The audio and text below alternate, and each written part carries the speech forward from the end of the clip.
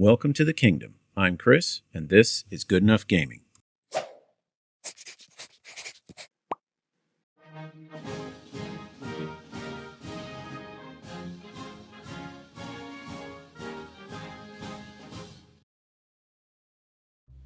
Well, howdy folks, and welcome to this video where we're going to look at something that you can do by yourself that doesn't require washing your hands after. You know, painting. Come on guys, get your minds out of the gutter. Now, to introduce the topic, I'm going to go off on a bit of a tangent, but stick with me here. When I was in grad school, one of my classes mentioned a book by a guy named Robert Putnam called Bowling Alone. The premise of the book was that bowling, which for decades had been a heavily social and group-oriented hobby, was increasingly shifting to something that people just did by themselves. Now sure, you still had bowling leagues, date nights, birthday parties at the bowling alley, but there was an increasing number of people who went to the alley alone, played alone, and then went home. Putnam wrote the book with a bit of a concern at what it meant for American society that a popular group activity was increasingly becoming a solo hobby. So that brings us to the topic of this video, where I want to take a look at the emergence of solo gaming. Now, playing a game by yourself is nothing new. I'm sure most of you are familiar with the card game Solitaire. I played it plenty as a kid on summer break when I was the first person awake and I wasn't allowed to play video games, but I needed something to do that was quiet and would pass the time. Then, with the advent of computers and later cell phones, most of the games on them, including Solitaire, are single-player games meant to be played here and there when you have some time without having to carry around a deck of cards or look for a flat surface. But several years ago, when I bought a copy of Zombicide, and I saw on the side of the box that it said, for 1 to 4 players, my first thought was, hang on, 1 to 4? Not 2 to 4? That was the first time the idea had crossed my mind that a game like that would actually have rules for single playing. Now sure, I'd played board games before by myself, but those were games that were meant for multiple people, it's just nobody in my family wanted to play. But to see a game that was actually designed for solo play, that was something new. Fast forward a decade or so, when I have been well into tabletop gaming for quite some time, and I'm making my transition from Warhammer 40k and GW games over to one-page rules, and as I'm going through the advanced rulebook, I again see a section on solo play.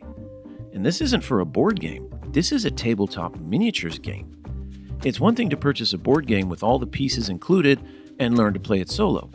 But to purchase, build, and paint 2 entire armies, or at the very least, 2 skirmish teams, and then play those alone, that was something I'd never considered. Yet, here was mounting evidence that something I previously thought was strictly for more than one player was increasingly in demand as a solo experience. So for today's video, I wanted to explore that topic a bit, and see what benefits and detriments there are to solo gaming, so I can get a better idea of what exactly the rise of solo gaming might mean for tabletop gaming as a hobby. And I've come to find out that the tabletop solo scene has exploded in the last few years. A big part of that was because of the global lockdowns in 2020, when we simply couldn't gather in person. But even once the lockdowns were lifted, a lot of people continue to play games solo. And because of that, now publishers are realizing that there's a huge audience for it. So let's start with the good stuff. Many of the good reasons why players are embracing solo play. First, there's freedom and flexibility. When you play solo, you're on your own schedule. No waiting for friends to confirm a game, no last-minute cancellations. You can set up, play for a bit, pack up whenever you want, or just leave the game in stasis and come back when you're ready. It's tabletop gaming on your terms, and this is great for people with busy schedules, hectic families, or unpredictable work hours who can't always make it to the local gaming store. The second reason could be called immersion or focus. When it's just you, the gaming world can come alive in a different way. You can get fully absorbed into the story, the strategy, the details, For narrative games, playing solo can feel a lot like reading a great novel, except you're in it, you're guiding it, you're directing it. You can totally nerd out to the max without worrying that you might be pushing it a bit further than a gaming group could be comfortable with. And for tactical games, you can experiment freely with house rules, new army lists, and unit tactics without worrying about slowing down other players or ruining their experience because you wanted to try something different. The next reason is learning and experimentation. Solo gaming is the perfect lab for learning a new system. You can make mistakes, backtrack, and mulligan over and over. Nobody is going to judge you. Now, on the aside, if you're practicing or learning a game by yourself, there's no one there to tell you if you're getting something wrong. So there is the potential that you'll be ingraining incorrect rules or habits, but by and large, it's still a positive thing. It's also a great way to prep for multiplayer sessions. If you're the kind of person who ends up teaching the rules every time your group plays, solo runs can help you learn how to explain things because you'll have had more experience with different possibilities and scenarios as they arise. The fourth reason is that it's more relaxing. For some people, solo gaming is almost like meditation. You can take time, focus on moving pieces, rolling dice, immersing yourself in the flow of play. There's no pressure from other players about their timetables, about their post-game commitments, or there's no pressure for you to be a polite opponent. If you want to spend 20 minutes pondering your next activation, have at. You're not going to be bothering anyone. It's not competitive. There's no social stress. It's just you and the game. It's kind of like if you have a video game that you have played over and over and you basically know the thing back and forth, but you still play it once in a while just to kind of zen out and enjoy the journey. That kind of focused quiet time can actually be very stress reducing, especially after a long week, a busy day, or something else that can get your feathers ruffled. And another reason, which is kind of similar to one of the previous ones, is complete creative control. Solo gaming lets you own the entire experience. You can tweak the rules, create your own stories, design homebrew enemies or lists, even develop and test your own game system. It becomes a creative outlet as much as a hobby. Just as you can paint your minis whatever scheme you want without anyone's approval, you can play the game however you want without needing anyone's approval. That's part of what makes solo gaming so appealing. It's like Burger King for gaming. It's your way, right away. Now, with all of these positives, we have to be honest, though, that while solo gaming has clear and significant benefits, it has equally clear and significant detriments. So now, let's take a look at some of those. Number 1, the social experience. Let's be honest, tabletop gaming has been about people and groups. It's about laughing together over bad dice rolls, occasionally arguing about rules, sharing snacks, recounting stories, telling about past battles. When you play solo, you lose all of that. There's nobody to celebrate your big win or to groan with you when you make that impossibly bad roll that you just seem to make. And if you're someone who plays to connect with others, or if you really enjoy the social aspect of it, solo gaming can feel kind of empty or hollow. Another drawback is without the unpredictability of playing against a human opponent, some games can start to feel samey after a few runs. And just like with video games, where you can slowly learn the computer's algorithm and game the system and find that one area where you can hide or that pattern you can use to defeat the boss, you can eventually discover those for any AI system or card deck or whatever it is that helps your game play as solo.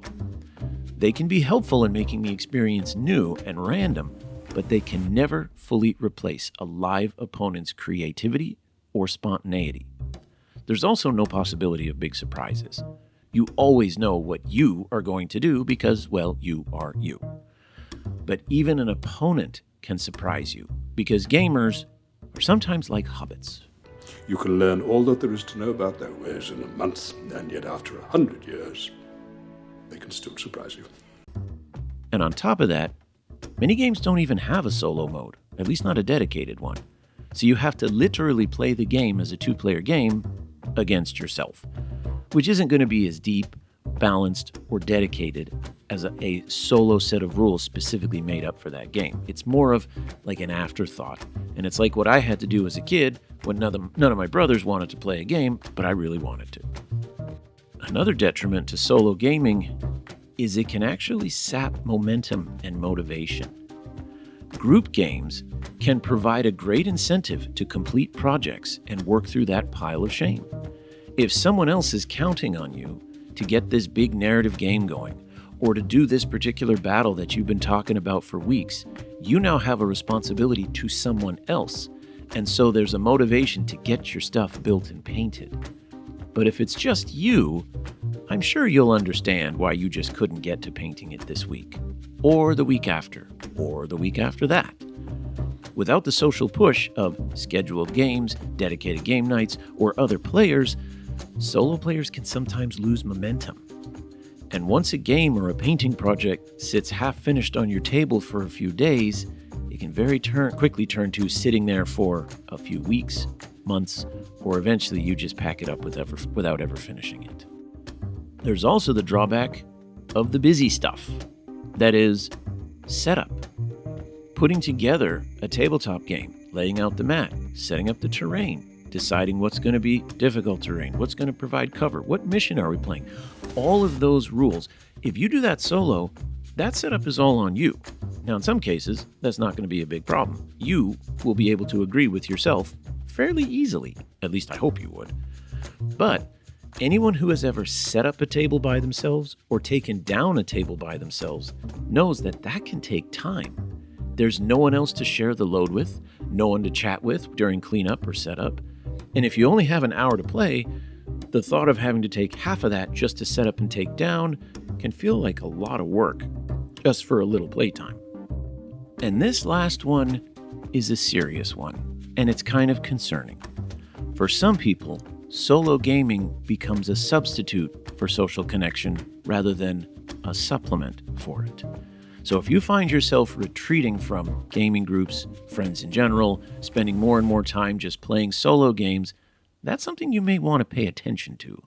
Solo gamers should be using the experience as a balance, as a way to recharge, as a time when us introverts who get a little bit worn out with constant social interaction can still enjoy our hobby without having to expend that kind of energy. But it should never ever be a source of withdrawal. So in the end, what's the takeaway here?